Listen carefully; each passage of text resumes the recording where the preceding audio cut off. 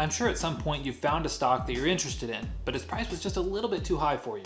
You tell yourself, I'm gonna pick up some shares on its next dip, or I'll buy some when it falls another $10. Well, when that happens, there's actually a way to profit from that mindset, where even if the stock never falls to that perfect level where you'd like to enter, you can still make some money. And if it takes a while to fall to that predetermined price, you're making some passive income along the way. It's a pretty nifty strategy. Comes in handy a lot. Everything you need to know to do it yourself coming up.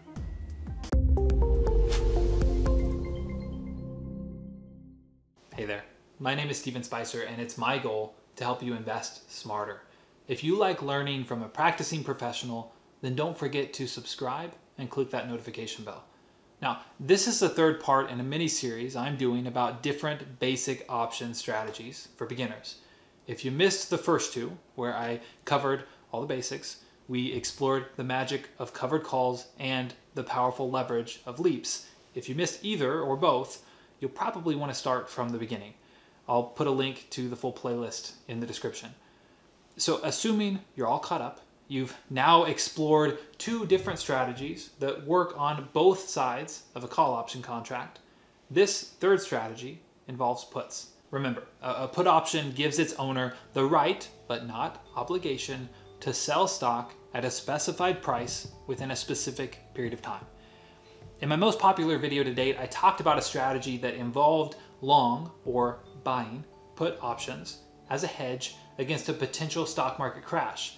A lot of hedge fund managers will do this almost every year. They are buying the right to sell shares in an S&P 500 index ETF, for example, at a price usually around where the market is today. That way, if the market as a whole does indeed fall, these managers will be able to buy into the depressed market and then exercise their put options, allowing them to sell those ETF shares at a potentially much higher price, thus profiting from the general market decline. Not a terrible strategy, but not one that we're going to dive into today, and not even one that I would necessarily recommend for beginners. Now, Warren Buffett is known to take the opposite side of bets like that. He will sell puts on a market index years into the future. Remember those leaps we discussed last time? He's always confident that given long enough, the market will bounce back. So he'd be comfortable buying at those prices if it ever came to that, should those options ultimately be exercised. And in the meantime, he just profits from that reality of his mindset, which is exactly what we've been doing with each of the strategies we've been discussing here. Buffett's might not be a bad strategy, but once again, I'd also not recommend it for beginners. Instead, we're going to explore selling or writing put option contracts on individual stocks in which you're interested. Remember our made-up XYZ company?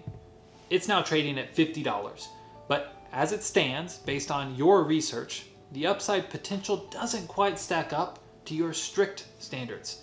It's just a little low for you, and the downside is a little high. So you're not prepared to own the stock just yet. That being said, you've done a lot of research, applied many of the deep dive concepts discussed in my deep value investing course into it and its industry. So you feel like you understand it really well and would love to keep up with it and would ultimately love to profit from it. But it just doesn't meet your standards today as it stands. And you're disciplined, so it just sits on your watch list for now.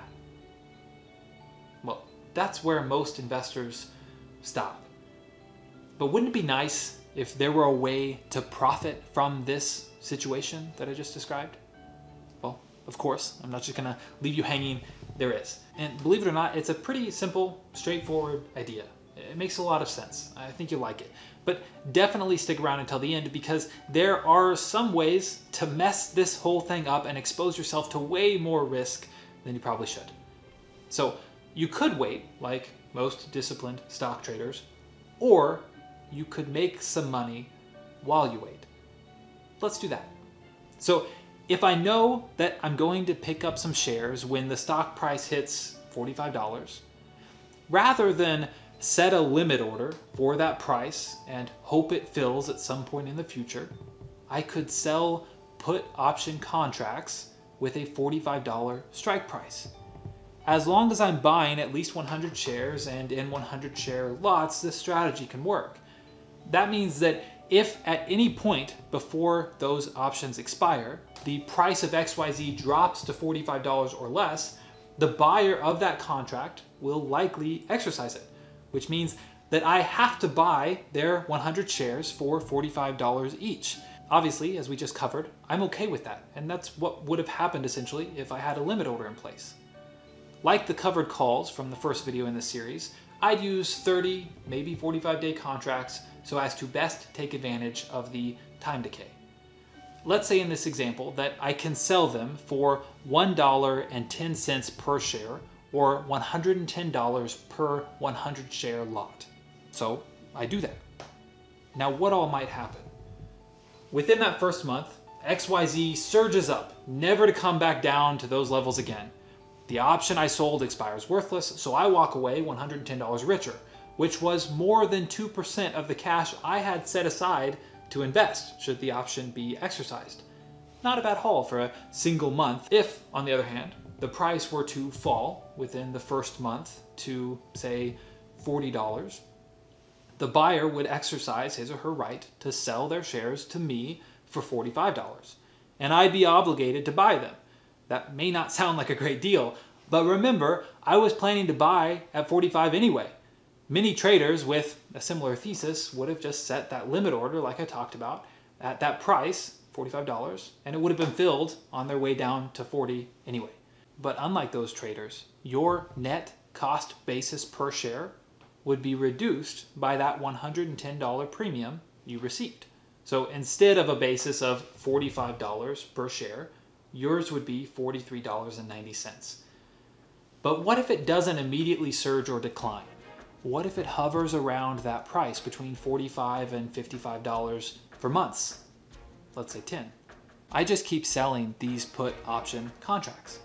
After those 10 months, I've made $1,100 on that $4,500 in cash that I had set aside. I mean, come on, that's like a 25% return. And all of these returns, of course, would be higher if one were to annualize these figures. If the price were to surge after those 10 months and never come back down, I'd move on. I mean, I'd keep an eye on it, but I'd move on to a different opportunity. If the price were to instead fall, well, my effective cost basis would now be way less than had I just used a standing limit order. I would have raked in $11 per share while I patiently waited for those 10 months. Now I get to enter this position that I've fully researched and analyzed, that I understand and see potential in, and my effective cost basis is now only $34, even though the strike price executed at $45. So even if the price did fall to $40, as with the example from earlier, I'm still up. So now, whether my thesis actually plays out as expected or not, I'm way less exposed than I would have been otherwise. Whether because, like most investors, I had entered impatiently because I didn't want to risk missing anything, or because, like some disciplined traders, I had used a limit order to enter at that lower price. So in the end, by using this strategy, I'm either making pretty good money on the cash that is sitting safely in a money market fund that I've reserved for this trade should it actually execute, or I'm entering a trade that I was already very interested in at a cost basis potentially much less than my previously desired entry point. So I hope from that example you can see how useful this strategy could be and how it could be profitable for you just from things you're pretty much already doing. I see a stock I'm interested in. The price isn't quite there yet. It's not quite low enough. So you know what? I might as well make some money while I wait. Enter the cash secured put. Now, throughout this video, I've been talking about having cash set aside to be able to purchase those shares, the ones that could be assigned to you via your short put contracts. And I feel I've made a pretty good case for why that's not such a bad thing. Remember the 25% return over 10 months from earlier? You're not going to find that from a bank. But you don't technically always have to have that cash set aside. And that's when this can become dangerous. Those are called naked puts, and that's not what I've been talking about in this video. That can expose you and your portfolio to a lot more risk than you may expect. Just like with many of these option strategies, there's a fine line between relatively safe and prudent and potentially ruinous. So please, make an effort to understand the difference. I want to help. I don't want to get you into trouble. If you've found these strategy videos helpful and would like to see more, please take a moment to like this video and let me know in the comments. Also, if you aren't already, subscribe, hit the bell. I'd love to see you around more often, get to know you better, and help however I can. Take care.